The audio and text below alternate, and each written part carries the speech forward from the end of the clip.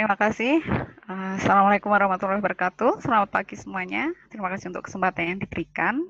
Hari ini saya akan mempresentasikan atau memaparkan hasil analisa tentang kontribusi Lembaga Filantropi Islam, yaitu Dompet Duafa Yogyakarta dalam pencapaian tujuan pembangunan berkelanjutan. Next. Selanjutnya, slide selanjutnya.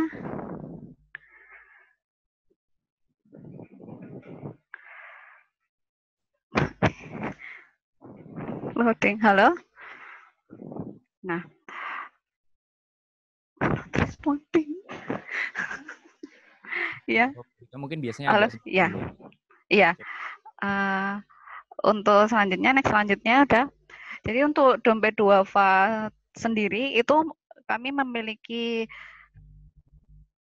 ini sebelum saya sampai memiliki visi dan misi itu adalah untuk memberdayakan masyarakat dan juga yang mampu untuk memandirikan masyarakat tersebut. Dan dari visi misi tersebut kami wujudkan dalam beberapa program dan salah satunya adalah kesehatan. Slide selanjutnya. Nah ini, dalam penghimpunan dana ZIS utamanya, zakat, infak, sedekah, dan dana kemanusiaan lainnya, kami berpedoman pada prinsip landasan Islam, yaitu yang biasa disebut makosid syariah, dan juga hukum legal dari Indonesia, yaitu Undang-Undang Zakat nomor 23 tahun 2011. Yang utamanya itu adalah pasal 17 tentang penghimpunan, kemudian pasal 27 tentang pendayagunaan zakat, sedangkan pasal 28 lebih fokus pada bidang infak, sedekah, dan dana keagamaan atau kemanusiaan lainnya. Slide selanjutnya. Nah ini jadi untuk wakaf sendiri untuk landasan hukumnya itu berbeda dengan ZIS karena ada di undang-undang itu tertera di nomor 41 tahun 2004 dengan ketentuan bahwa wakaf itu disalurkan untuk kegiatan yang lebih produktif sesuai syariat Islam dan tidak mengurangi nilai awal. Jadi apabila sebagai contoh ketika di bidang kesehatan itu ada wakaf tanah, maka kita akan menggunakannya untuk klinik dan dari tanah itu tidak boleh ukurannya itu ada pengurangan ukuran dari luas tanahnya. Contohnya seperti itu. Slide selanjutnya.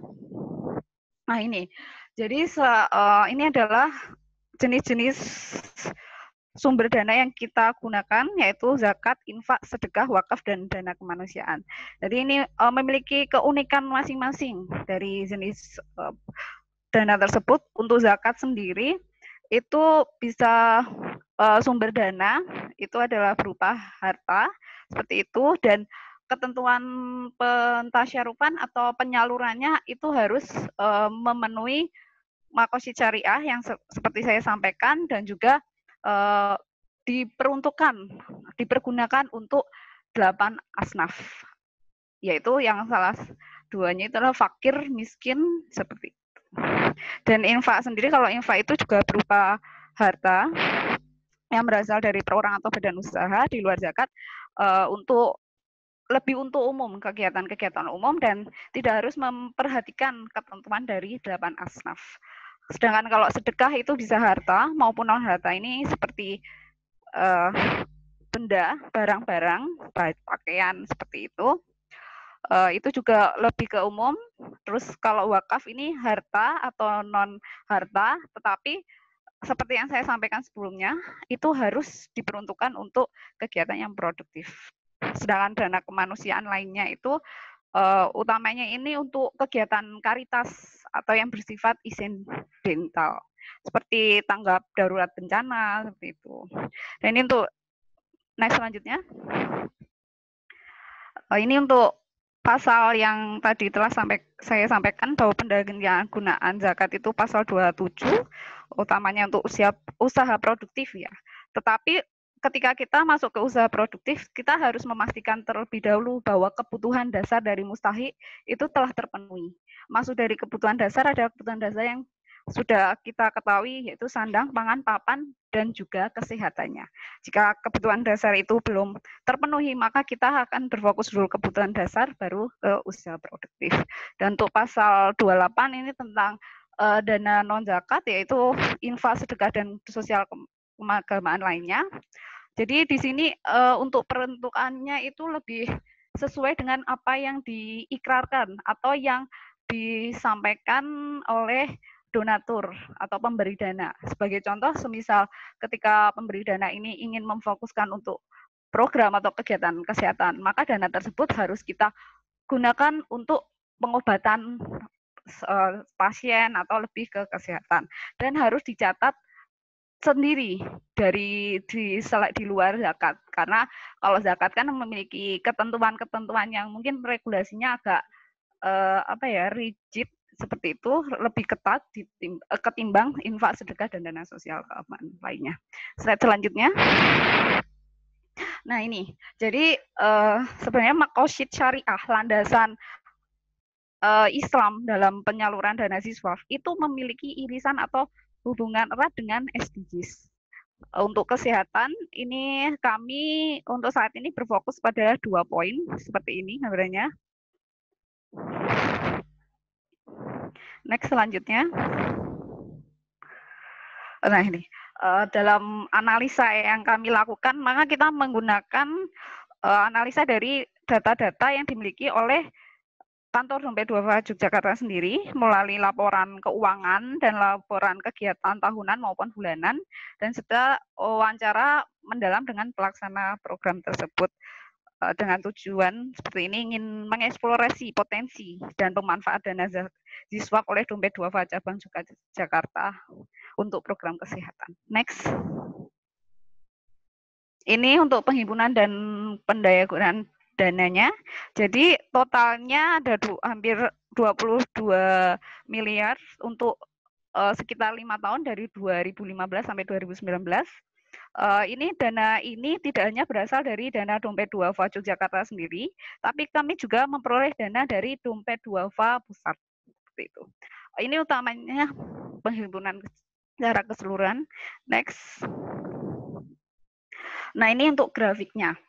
Jadi trennya untuk selama kurun waktu 5 tahun itu ada kenaikan, terutama yang grafik yang warna biru di sini terlihat bahwa dari tahun ke tahun perolehan dana siswa itu selalu mengalami peningkatan.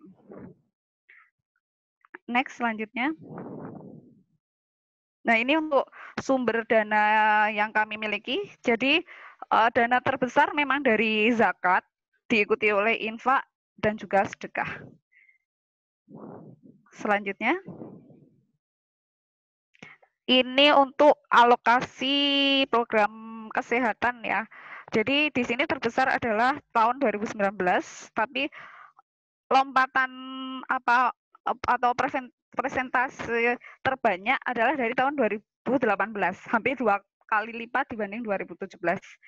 Untuk jawabannya nanti akan saya jelaskan di slide selanjutnya. Slide selanjutnya. Oh ini untuk dari total keseluruhan yang diperoleh pendanaan dari Dompet Duafa Yogyakarta, 12,29%-nya itu dialokasikan untuk dana kesehatan, dan yang lainnya difokuskan untuk ekonomi, pendidikan, kemudian dakwah, dan juga social development. Ini untuk dana kesehatan sendiri terbanyak adalah dari zakat. Untuk perkembangan slide selanjutnya. Nah ini untuk kegiatannya, kami berfokus dari 2 program, yaitu program Karitas. Karitas ini maksudnya yang hanya dilakukan 1 kali waktu tanpa ada kelanjutan, dan program pemberdayaan kesehatan masyarakat. Ini lebih berjangka waktu, biasanya sekitar 1 sampai 3 tahun, dan sumber dananya itu lebih bervariasi. Sedangkan untuk Karitas ini hanya mayoritas sebagai dari dana zakat. Kemudian tadi yang saya sampaikan kenapa ada 2 kali lipat pengeluaran di tahun 2018 dibandingkan 2017, karena pada waktu 2018 kita ada perluasan wilayah jangkauan dari penerima manfaat program kesehatan dan juga dari upgrading dari program. Jadi yang awalnya hanya pengobatan gratis dan juga bersifat karitas, maka kita ada program-program preventif seperti kita mulai menginisiasi program Posbindu. Selanjutnya, ini untuk programnya, kegiatan-kegiatan kami, perkembangannya seperti ini. Next, selanjutnya. Ini untuk mitra yang kami, mitra kami sejauh ini untuk kegiatan kesehatan adalah sebagai berikut. Ada dari stakeholder, terutama untuk dinas, seperti itu, dan pemerintah, itu mereka adalah pemberi perizinan untuk program, tetapi untuk pelaksana, biasanya kami melibatkan tokoh masyarakat, pemuka agama, kader kesehatan, dan pendamping masyarakat. Dunia usaha biasanya lebih ke program-program karitas yang sudah kami kerjasama itu ada mapping dan juga Indosat kemarin. Misalnya ada komunitas dan juga perguruan tinggi, ada UGM, Universitas Gadjah Mada. Kemudian ada media massa, biasanya kita sempat kerjasama dengan RRI, Radio RRI untuk pemeriksaan gratis. Selanjutnya, next selanjutnya. Ini adalah dokumentasi dari program-program yang kami lakukan. Sebenarnya ada lebih banyak lagi, cuma mungkin sebagian yang kami kami paparkan hari ini yang mungkin lebih representatif untuk program-program. Ini selanjutnya. Next selanjutnya. Nah, dari analisa tersebut kami bisa menarik kesimpulan bahwa Dompet Duafa Cabang Yogyakarta memiliki kapasitas finansial yang cukup memadai untuk berkontribusi dalam pencapaian SDGs. Kemudian dan kami juga ada program-program yang bersifat promotif dan juga pemberdayaan masyarakat yang mampu menambah nilai proyek yang dijalankan dan dampaknya juga lebih berkelanjutan bagi masyarakat. Kemudian sejalan dengan visi yang dimiliki Dompet Duafa sendiri, kami berencana melakukan pengembangan cangkupan dari penerima manfaat atau penerima program dan juga akan mengembangkan jenis-jenis kegiatan yang mungkin bisa potensi dan relevan untuk kondisi kesehatan saat ini dan utamanya juga melibatkan mitra-mitra yang potensial yang akan menjamin keberlanjutan dari program tersebut. Mungkin demikian yang bisa saya sampaikan. Ada kurang lebihnya saya minta maaf. Saya kembalikan waktu kepada Pak Jody sebagai presenter. Monggo. Terima kasih. Terima kasih Ibu Erika Yunita Trisnawati dari Dompet Duafa Cabang Yogyakarta. Selamat untuk Dompet Duafa Cabang Yogyakarta karena melalui karya-karyanya untuk linear karya-karya yang promotif, preventif, ada juga kuratif ya, dan juga edukatif, pengecekan dan yang lain-lain juga, dan istilahnya pengembalian kondisi sakitnya. Karena punya karya yang cukup banyak yang di Yogyakarta ini, istilahnya program-programnya tadi sudah bekerja sama dengan di Yogyakarta. Ini menarik sekali Bapak Ibu sekalian karena untuk pencapaian SDGs itu ada 17 indikator sampai tahun 2020. Ada 17 indikator yang tahun 2020 dan Dompet Duafa Jakarta menyoroti untuk kesehatan dan juga indikator nomor 2 untuk zero hunger, untuk tanpa kelaparan atau memaksimalkan untuk program gizi, dan juga indikator nomor 6 untuk air bersih dan sanitasi. Nah, Bapak Ibu sekalian kalau misalnya mau ada yang bertanya silakan. Kita masuk dalam sesi diskusi. Pertanyaan yang pertama ini kita sampaikan dulu dari Pak Ifrat. Tadi Pak Ifrat sempat mengetik untuk pertanyaan. Minta tolong ditampilkan. Baik, ini Pak Ifrat. Pak Ifrat ini adalah Senior Health Specialist dari PT Sarana Multi Infrastruktur.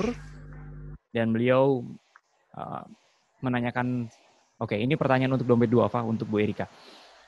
Konsep awal filantropi adalah giving atau kedermawanan, berbagi kepada sesama manusia sebagai ungkapan kecintaan terhadap sesama.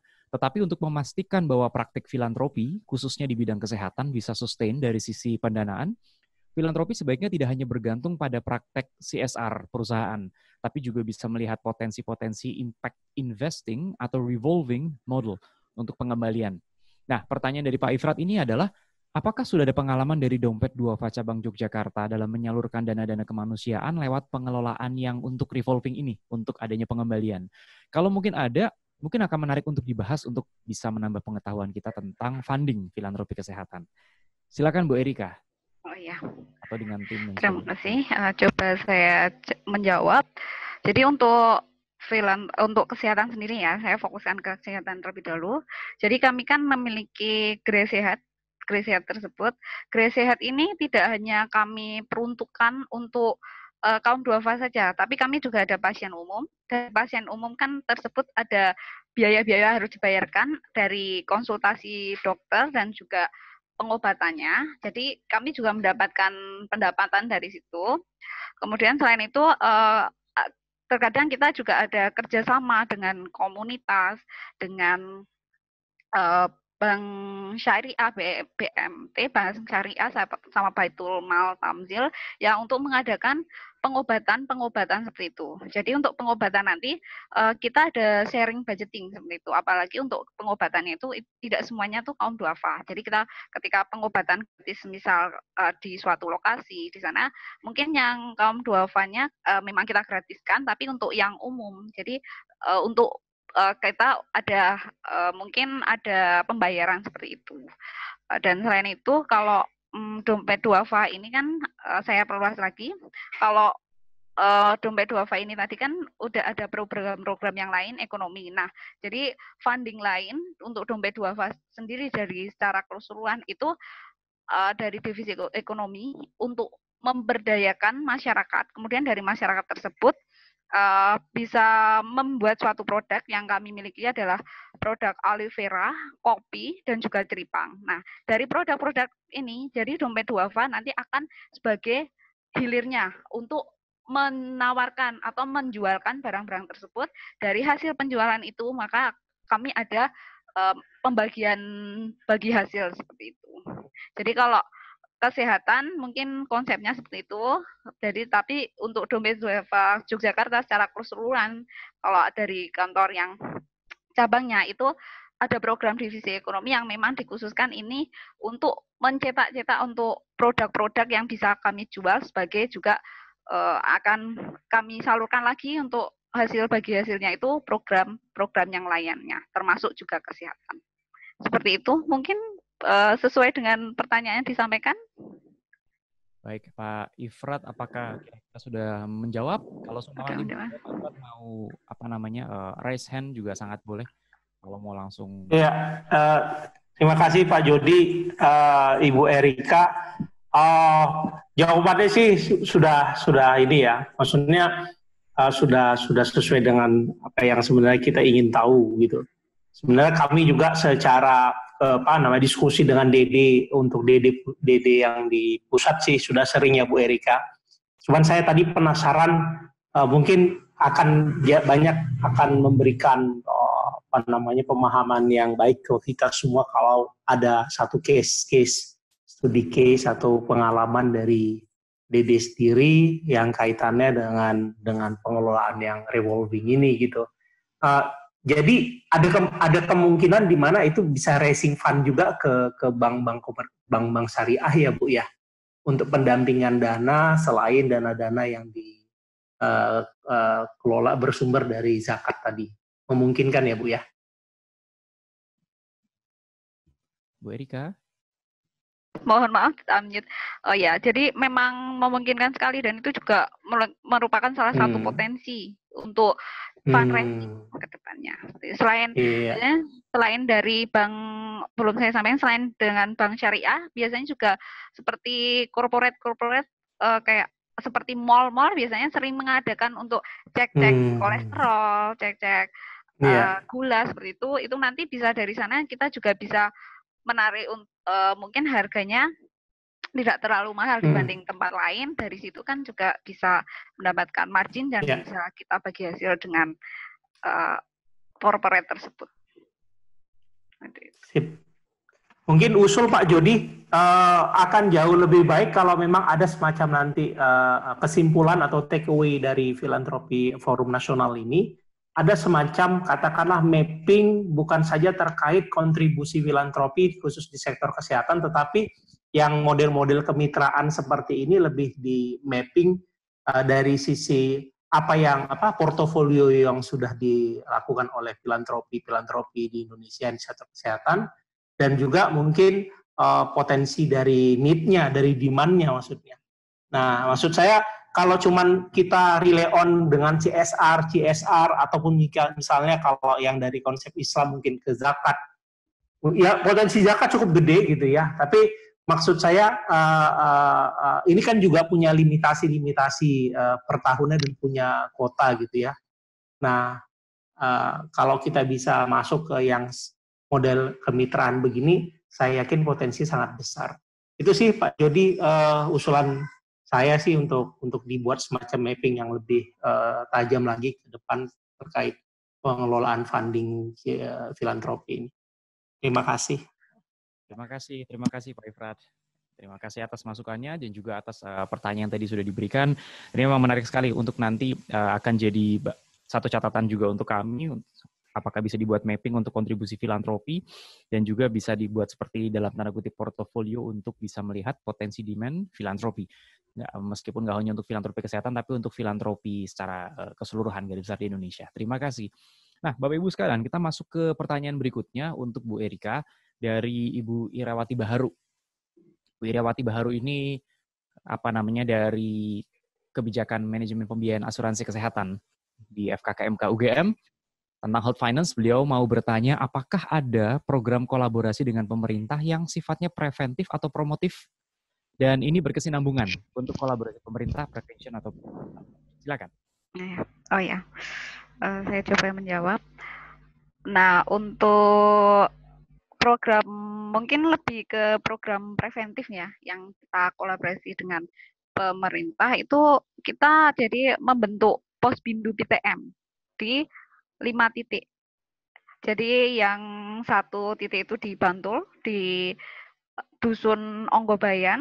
Di situ kita ada kerjasama dengan Puskesmas Kasihan 2, kemudian kalau di kota itu di Kampung Tompean ke Kelurahan Tegarejo, itu kita juga ada kerjasama dengan Puskesmas Tegarejo.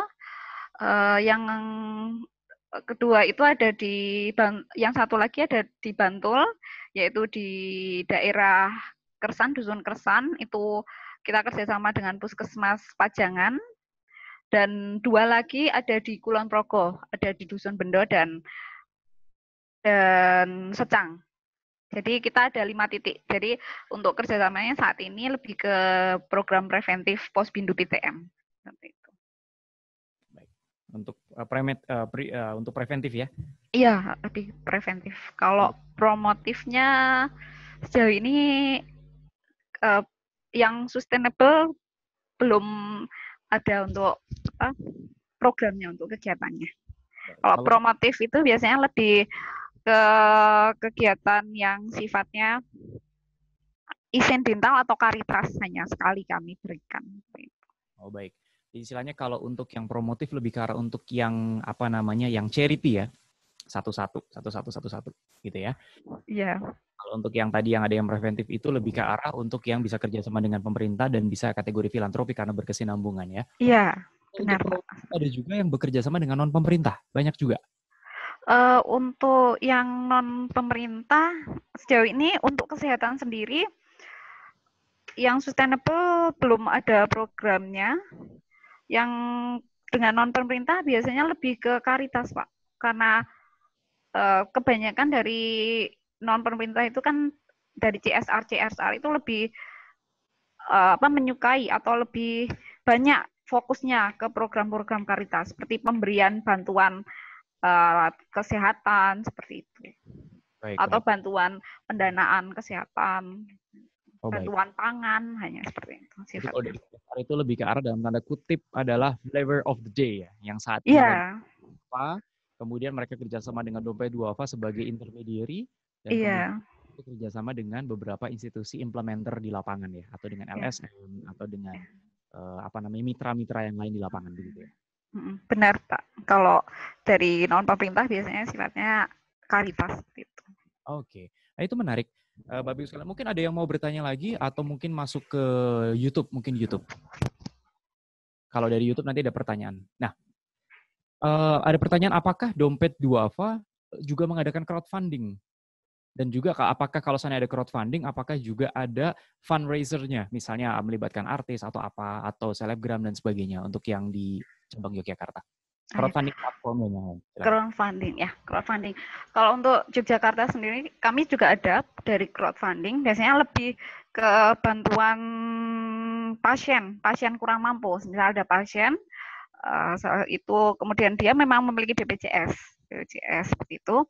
Tetapi kan kita ketahui bahwa tidak semuanya tercover BPJS. Jadi dari situ kami menghimpun dana untuk bantuan tersebut melalui crowdfunding. Pernah kita juga kerjasama dengan Kita Bisa. Kemudian bawa berkas juga pernah. Kita juga tapi untuk yang kegiatan-kegiatan yang bekerja sama dengan selebgram itu lebih ke bukan kesehatannya, tapi lebih promosi kepada produk-produk pemberdayaan ekonominya seperti itu. Jadi kalau kesehatannya lebih sering Kita Bisa atau bawa berkah seperti itu. Baik, ya ini menarik juga karena salah satu teknik untuk ya, karena kita lihat apa namanya Dompet Duafa cabang Yogyakarta ini tidak hanya bergerak di satu bidang saja, tapi ada beberapa bidang yang saya yakin bidang-bidang non kesehatan itu juga banyak sekali. Iya. Ya, dan ini untuk dengan konteks yang dipaparkan oleh Bu Erika adalah untuk sinergi dengan SDG untuk kesehatan, untuk gizi masyarakat, untuk zero hunger, dan juga untuk sanitasi lingkungan. Karena kita tahu semua bahwa kalau seumpama ada suatu masalah di masyarakat pasti bukan hanya dari satu sektor yang memberikan dampak pada kesehatan, tapi juga dari sektor-sektor lainnya yang juga bisa berdampak. Misalnya air bersih yang kurang bagus pun pasien bisa diare, untuk pola makanan yang kurang bagus pun bisa terjadi malnutrisi ya, Bu Erika yang paham tentang gizi ini. Nah, tadi Bu Erika kan sempat menginformasikan, menjabarkan tentang ada aloe vera, kemudian ada tripang, kemudian ada kopi, dan yang lain-lain untuk sebagai penjabaran dari yang Pak Ifrat. Nah, sebetulnya dengan segitu banyaknya program yang dilaksanakan, apakah Dompet Duafa Cabang Yogyakarta untuk melihat sisi keterbukaan juga melakukan laporan tahunan yang bisa di-download di website dan sebagainya? Bu Erika, silakan. Oh ya, untuk laporan tahunan udah ya, kalau laporan tahunan bisa Bu, bisa Pak, mohon maaf. Bisa untuk di-download ke web kita, Dompet Duafa Yogyakarta. Di situ ada report tahunan untuk kegiatan dan juga penghimpunan dan juga penggunaan serta penerima manfaat, jumlah penerima manfaat dari program-program yang kami lakukan. Mulai dari kesehatan, pendidikan seperti beasiswa, ekonomi, kemudian ada social development, biasanya bantuan untuk miskin tapi lebih tidak fokus kesehatan tapi lebih ke bantuan kehidupan ya, bantuan hidup. Kemudian ada dakwah juga. Ini lebih ada pondok pesantren smart. Pondok smart namanya. Pondok smart.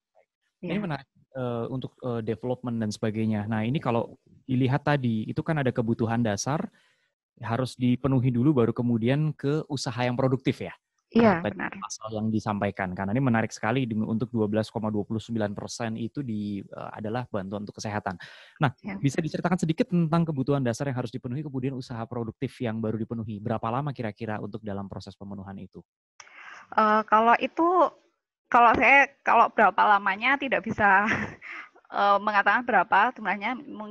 Mungkin ketika kita sudah melihat bahwa secara kebutuhan dasar, misalnya sudah dari sumber pangannya, atau kemudian tempat tinggalnya, serta kesehatannya mungkin sudah terjamin, sudah membaik, itu bisa kita tingkatkan untuk pemberian bantuan ke arah usaha yang produktif. Nanti kita memberdayakan mungkin biaya modal gitu, untuk modal mereka untuk membuat usaha seperti itu.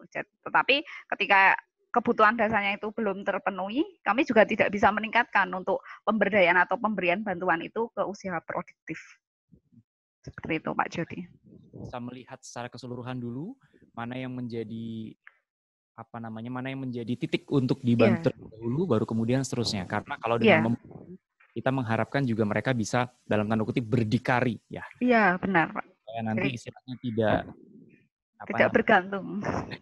Ya istilahnya mereka bisa bekerja sama dan kemudian mereka juga bisa menjadi diri sendiri untuk terus bisa maju, dan kita harapkan juga mereka bisa memberikan berkah kepada sesamanya.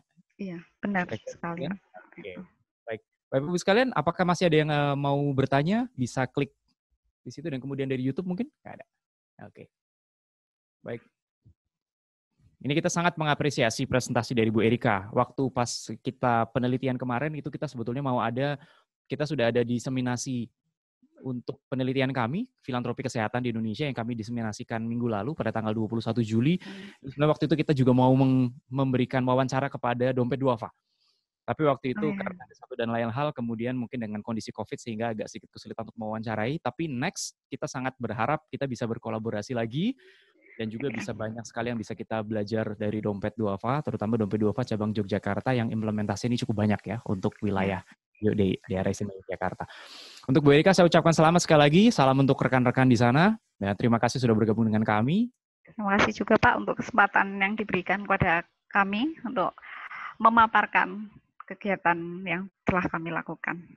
Terima kasih, sukses Bu Erika ya. Ya, amin. Bapak Ibu sekalian, presentasi dari Bu Erika Yunita Trisnawati dari Dompet Duafa cabang Yogyakarta dan juga dari Bu Min Adediah dari Rumah Sakit PKU Muhammadiyah Temanggung adalah dua presentasi untuk hari ini. Kami mohon maaf sekali untuk presentasi yang ketiga sedang sulit untuk dihubungi sehingga kami men-skip presentasi berikut. Kita mengharapkan besok beliau bisa join lagi. Jadi besok ada rencana 3 presentasi dan kita harapkan presentasi yang ketiga pun bisa join untuk besok. Jadi ada 4 presentasi. Presentasi untuk besok adalah Pak Fajar Nugraha dari Differentia Foundation tentang filantropi kesehatan sebagai pihak ketiga dalam pembiayaan pasien kurang mampu.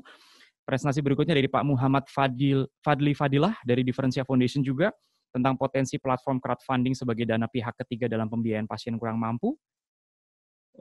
Dan pemanfaatan urun dana online untuk pemasaran facial cleft di pedalaman Indonesia dari Bu Nur Khotimah.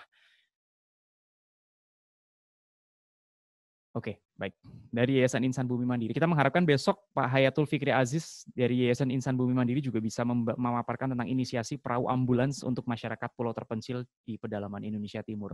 Bapak Ibu sekalian, kita mau mendengar kata penutup dari Profesor Laksono. Prof. Laksono Trisnantoro, kami persilakan untuk memberikan kata penutup.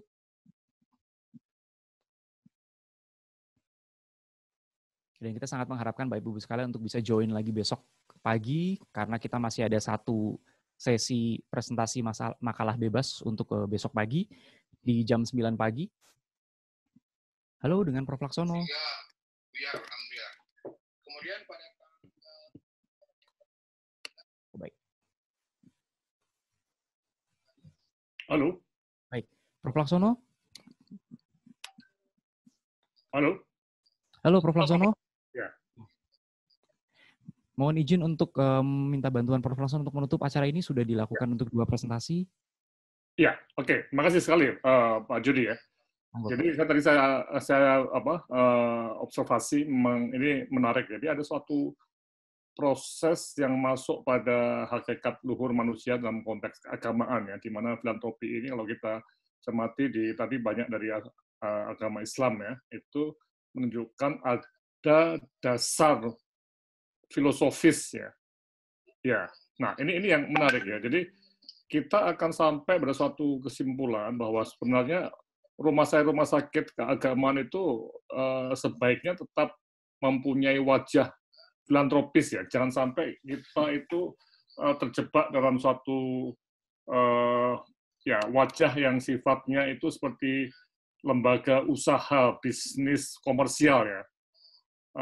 Nah ini walaupun filantropis atau kemanusiaan itu juga rumah sakit keagamaan punya sifat bisnis ya, tapi bukan komersial, bisnis yang sifatnya kemanusiaan. Jadi mohon dilihat ya bahwa bisnis itu tidak berarti harus menjadi komersial ya. bisnis itu adalah bagaimana kita sebagai lembaga itu bisa memberikan pelayanan yang bermutu sesuai kebutuhan pengguna, dan kita sendiri tidak mati karena itu, terus tumbuh dan berkembang. Ya. Nah ini yang disebut sebagai bisnis. Oleh karena itu, filantropi menjadi satu isu kunci yang nanti kita akan kembangkan terus, dan setelah pertemuan ini bulan depan ya Pak Jody ya, kita akan membahas atau ada pelatihan khusus untuk mengembangkan filantropi di rumah sakit secara operasional. Untuk apakah kita bisa membuktikan bahwa memang filantropi itu ada dasar filosofis yang masih dipegang oleh semua orang di dunia yang mempunyai kepercayaan bahwa menyumbang itu adalah bagian dari sebuah pandangan filosofis hidup atau pandangan hidup yang menuju ke surga ini. Nah, ini satu hal yang nanti kita coba cermati. Sekali lagi terima kasih pada para pembicara dan juga para pembahas diskusi ini. Ini sangat menarik dan ini semua direkam ya Pak Yodi ya. Direkam dan bisa dilihat kembali di web yang ada di www.filantropikesehatan.net. Sekali lagi terima kasih atas semua partisipasinya. Selamat siang. Wassalamualaikum warahmatullahi wabarakatuh. Waalaikumsalam warahmatullahi wabarakatuh. Terima kasih Prof. Laksono atas kata penutupnya. Ini kita melihat ada satu Bu Leonie Lopulisa, apakah mau memberikan komen?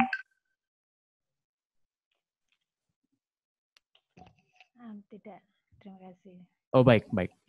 Tapi saya senang bisa ada wajah Bu Leonie Lopulisa di sini. Terima kasih. Terima kasih. Jadi Bapak Ibu sekalian, hari ini adalah yang ketiga dan besok masih ada satu lagi yang keempat untuk pembahasan makalah bebas. Dan tadi sudah diinformasikan kepada Prof. Laksono bahwa nanti dalam waktu dekat kami akan mengadakan workshop dari PKMK, FKKMK, UGM untuk membahas tentang dana-dana filantropi dan info baiknya Prof. Laksono udah ada banyak rekan-rekan dari kami yang menanyakan juga bagaimana sistematika untuk pembuatan proposal, bagaimana untuk membuat dana filantropi, kepada siapa dan sebagainya. Itu kita harapkan peserta workshop nanti akan cukup banyak yang menarik untuk bisa mengikuti workshop kami di beberapa minggu ke depan. Kami nanti akan menginformasikan. Baik, Bapak Ibu sekalian, kita sudah berada di penghujung acara dari Studio 1 PKMK FKKMK UGM. Saya Jody Visnu undur diri dan kita jumpa lagi esok pagi jam 9. Stay tune di YouTube channel Unit Publikasi atau di akun Zoom yang akan dikirimkan oleh panitia. Jaga kesehatan agar bisa tetap berbagi lewat filantropi. Stay safe, stay well. Wassalamualaikum warahmatullahi wabarakatuh.